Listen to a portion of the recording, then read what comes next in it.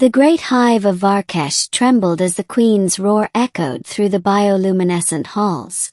Walls of living chitin vibrated like drum skins, and the scent of phenomenal rage thickened the air. Every drone, every soldier, every attendant froze where they stood. None dared move. The queen of the Varr'Kesh was not merely a ruler. She was a force of nature. Her mind spanned the entire hive. Her moods altered the pulse of planets. And now, she was incandescent with fury. Her two sons, the twin princes of the hive, were gone. Vanished. Not slain. Not taken by war. Simply missing. That was impossible.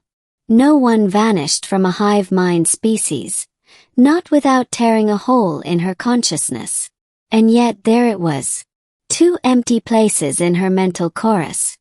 Two voices gone silent. She tore through the link, searching every mind across the galaxy-spanning brood. No trace. No whisper of where they'd gone. Only silence. Her mandibles clacked in anguish, the sound like thunder rolling through the hive. And her shriek shook the stars.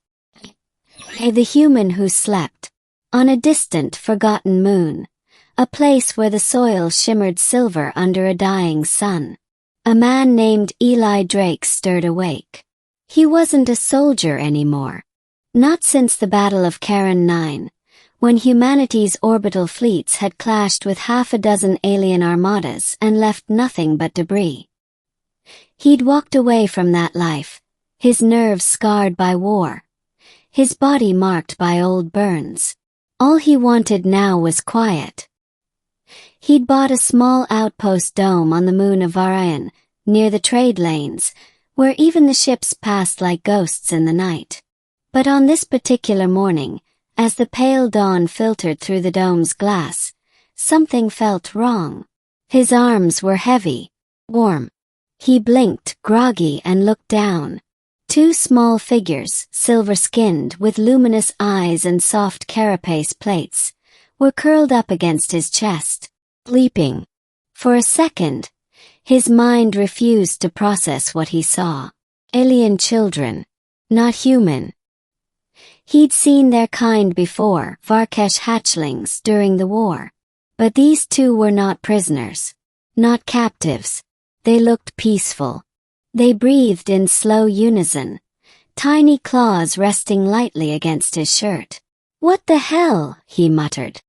He gently tried to move one off him. The smaller one made a soft chittering sound, like a kitten, and nestled closer. The other hissed sleepily and gripped tighter. Life froze. If they woke up screaming, it could mean trouble. He knew what Varr'Kesh rage felt like. Entire fleets burned for less. Still, he had to find out what was going on. "Computer," he whispered. "Scan for biosigns." "Two life forms detected," the AI replied calmly. "Varr'Kesh genetic markers. Royal genome strain." Eli's heart stopped. Royal strain. "Oh, you've got to be kidding me." To the Queen's hunt. Across light years, Queen Varr'Kesh's mind pulsed like a collapsing star. Her fury ignited psychic storms. Empath screamed. She called her generals, her seers, her hive siblings. "Find them. Every world. Every ship. Every shadow. My sons breathe still. I feel it." Her fleets erupted from their hives like hornets, flooding into human-controlled space. War drums shook the void. Human command centers scrambled for answers. Why was the Varr'Kesh armada moving again? The peace accords were still fragile, the ink barely dry. When the transmission from the Queen arrived, it was simple. No threats, no negotiations. Only a declaration that chilled every translator who read it. "Return what is mine, or I will darken your stars." 3. The man and the hatchlings. Eli spent the next few hours trying to figure out what to do. He didn't even know how they'd gotten in. His airlocks were sealed. And the Varr'Kesh didn't teleport. not in the way humans understood. When they finally woke, he was sitting cross-legged near the dome window, a steaming mug in his hands. The older one blinked, then tilted his head curiously.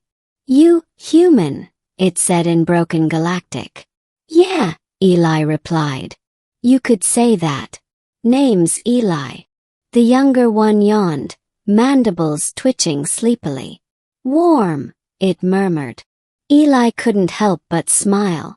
"You two decided to nap on me, huh?"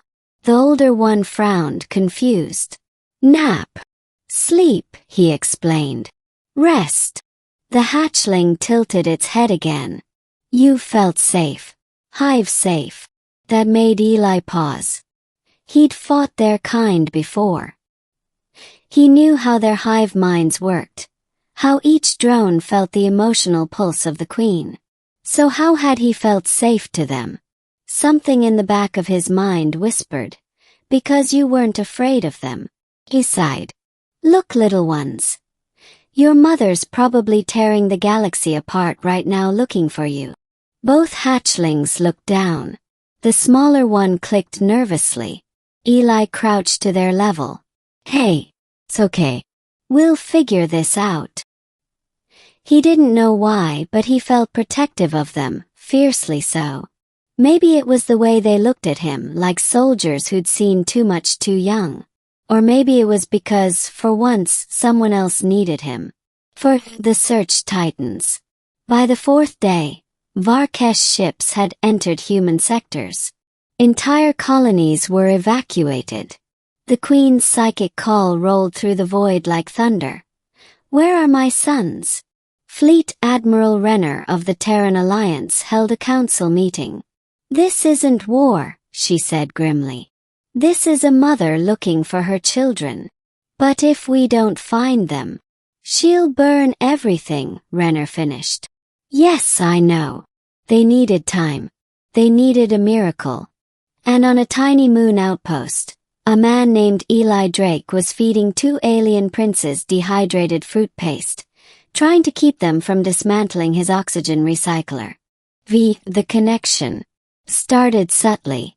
When Eli slept, he began to feel things that weren't his own. Whispers of fear, longing, and warmth. The hatchlings would cling closer at night, and he'd feel their dreams. Memories of crystal caverns, the hum of hive chants, the heartbeat of a mother they could no longer reach. He realized the truth one night as the older one pressed its tiny claws to his chest. "You hear Hive," it whispered. "Yeah," he admitted quietly. "Guess I do. Mother cries." Eli closed his eyes. "I know." The younger one whimpered softly. "We lost. Drifted. Then you found." He looked down at them. "Maybe we found each other." 6. The Queen's Vision. Queen Varr'Kesh sat alone in her sanctum. Her mind scoured the stars, searching every ripple of thought. And then she felt it, faint but undeniable. A human resonance inside her psychic web. A heartbeat wrapped around her son's. Impossible, yet real. For a moment her rage faltered. Who was this human whose mind her children slept within? Through the psychic stream she glimpsed flashes, warmth, care, protection. Her sons, happy.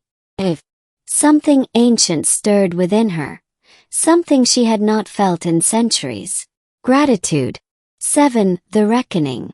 When the Terran Alliance detected the incoming fleet, alarms blared across every channel. Thousands of ships. Weapons hot. Eli knew they'd found him before the sensors confirmed it. The hatchlings woke, trembling. "She comes," the older whispered. "Mother," the younger whimpered. Eli swallowed hard. "Then let's not make her wait." He stepped out of the dome in his old combat suit, visor reflecting the glow of descending warships. A shadow fell over him, vast and terrible. The Queen herself emerged from a living dropship, her towering form casting an eclipse across the moon's surface. Her voice thundered in his mind. "You a human? You who hold my blood?" Eli straightened. "Yeah. Guess I do. You took them from me." "No," he said calmly. "They came to me. I just kept them safe." The psychic pressure was overwhelming, like standing inside a hurricane.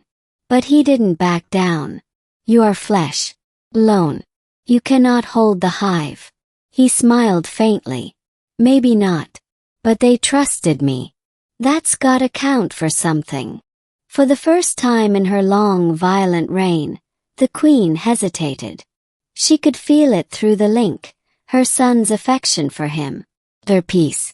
They stepped forward, chirping softly. "Mother," the older one said. "Humankind. Safe." Her rage cracked. Her eyes dimmed from crimson to gold. "You protected them. At cost to yourself." Eli shrugged. "Guess old habits die hard." "Why? You are not Hive." He looked up at her massive form and said quietly, "Because I've seen too many kids die in someone else's war." Silence. The galaxy seemed to hold its breath. Then slowly the queen lowered herself to the ground, an act unthinkable for a being of her station. "Then you have my debt, human." The Hive remembers. 8. The Alliance's dilemma. When the news spread that the Queen of Varr'Kesh had knelt before a human, the galaxy convulsed. The Alliance dispatched envoys immediately, expecting battle, but found peace instead. For the first time in recorded history, a Varr'Kesh monarch offered a treaty of kinship, not conquest. The clause was simple. Any who protect the innocent of the Hive shall be regarded as of the Hive. Eli Drayke was offered worlds, titles, and honors. He refused them all. He stayed on Varr'Kesh, quietly maintaining his dome, though now it stood under royal guard. The hatchlings visited often, and the queen herself, once a storm of fury, now spoke softly through the psychic link. "You remind me, human, that even lone minds can hold the strength of the Hive." 9. The dream of a new Hive. Years passed. The moon grew into a small settlement, a place where humans and Varr'Kesh worked side by side. They called it New Varian, a symbol of coexistence. Eli rarely spoke of the day the queen came for her sons. But sometimes at night, he'd stand under the pale twin moons and feel the hum of the hive through his chest. It no longer frightened him. Felt familiar. And far away, in her throne of living crystal, the queen would sometimes hum the same frequency. A silent acknowledgement between mother and soldier, between hive and human. Was the legacy. When Eli Drayke finally passed, decades later, the Hive mourned him as one of their own. His name was woven into their mind song, a melody carried across galaxies. The Queen herself decreed, "He who held the sons of the Hive upon his chest shall never be forgotten." And in every Varr'Kesh brood thereafter, when a hatchling curled close to its mother, she would whisper softly, "Sleep well, little one." For once, long ago, even a human's chest was home.